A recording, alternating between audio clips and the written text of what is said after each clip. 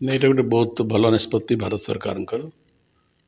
आम स्वागत करुच्ची स्वागत करुच्ची आदवाणी जी एपरी एक नेतृत्व जहाँ को एक निर्दिष्ट राजनीतिक दल केवल नेता कहवा भूल हम से समग्र देशर नेता समग्र राष्ट्र नेता तांकर उत्तुंग व्यक्तित्व एवं समग्र जीवन राष्ट्र समर्पित एक मनीष आदवाणी जी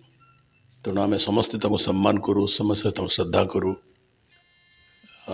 निश्चित भाव से जड़े सर्वश्रेष्ठ संगठन जो दायित्व से नहीं थे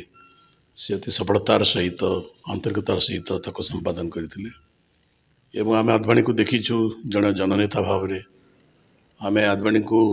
विषय जाचु जड़े साधारण कार्यकर्ता भाव संगठन आम आदवाणी को जाचु देशर स्वराष्ट्र मंत्री भाव आम आदवाणी जी को जाचु 1977 सरकार जनता पार्टी सरकार सूचना विभाग मंत्री भाव आम आदवाणी को जाचु देशर उप प्रधानमंत्री भाव एवं आदवाणी को जाचु जड़े दीर्घ दिन सांसद भाव किंतु सबरी उपरे मुझे जानी से जड़े राष्ट्रभक्त मनीष देश को भल पाउथबार जड़े मनीष मातृभूमि को प्रेम करुथबार जड़े मनीष एवं देश और राष्ट्रपाई निज समग्र जीवन को समर्पित कर एक मनीष तेणु दल मत निर्विशेष आम समस्ते आदवाणी जी को श्रद्धा करूँ आदवाणी जी को सम्मान करूँ तांकर जीवन अनेक घटनावली मत व्यक्तिगत भाव में प्रभावित करी आम जानू जिते से लोकसभार सदस्य थे एवं विरुद्ध अभियोग आसला से तुरंत निज सभ्यपद इस्तीफा देते घोषणा करते जिन पर्यंत से दोषमुक्त न होती विचारालय द्वारा से निर्वाचन में अंशग्रहण करेंगे ना एवं अक्षरे अक्षरे से पालन कले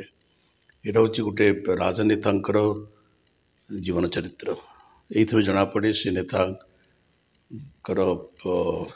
आइडियोलोजी कौन तर आइडियल कौन तर आदर्श कौन सेपरी एक आदर्शवादी मनीष आदवाणी जी एवं भारत वर्षर बहु जन आंदोलन सहित से संपृक्त थे विशेषकर मुझे जितेबाला 1975 मसीह भारतर गणतंत्र विपन्न होता एवं भारत वर्ष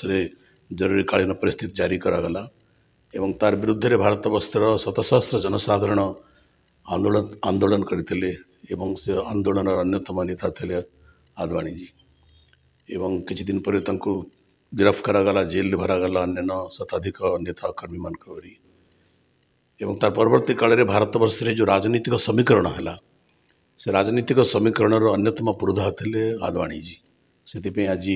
भारतर राजनीतिक इतिहास रे से एक अत्यंत स्मरणीय व्यक्तिगत भाव में जदि से उच्चुंग नेता थे आम साधारण कर्मी जिते विजु जनता दल गठन करागला ओडिशा रे विजु बाबूर तिरोधान पर सेतेबेले आदवाणी संपर्क में आसपार अनेक सुजोग मत व्यक्तिगत भाव में मिली एवं लोकसभा मुझे सदस्य थी आदवाणी वक्तव्य शुणा साहचर्य लाभ कर अनेक सुजोग आमको मिली व्यक्तित्व द्वारा आम समस्ते प्रभावित हो भारत रत्न उपाधि दिगला यह स्वागत योग्य किंतु ये सहित मुझा भी भारत सरकार को अनुरोध करी जे आदवाणी भली अनेक बहु व्यक्तित्व अच्छा उदाहरण स्वरूप स्वर्गीय विजु पट्टनायक जो विजु पट्टनायक एक स्वाधीनता संग्रामी थे देशभक्त नागरिक थे एवं भारत वर्षर राजनीतिर जड़े उत्तुंग व्यक्तित्व थे विजु पट्टनायक देशपाई राज्यपाई त्याग तंकर तपस्या अविस्मरणीय अटे किसी दिन आगु कर्पूरी ठाकुर को भारत रत्न दिगला भल कथा आदवाणी जी को दिगला आहरी बार कथा आम आशा करूँ विजु पट्टनायक भारत सरकार भारत रत्न भूषित करेंगे।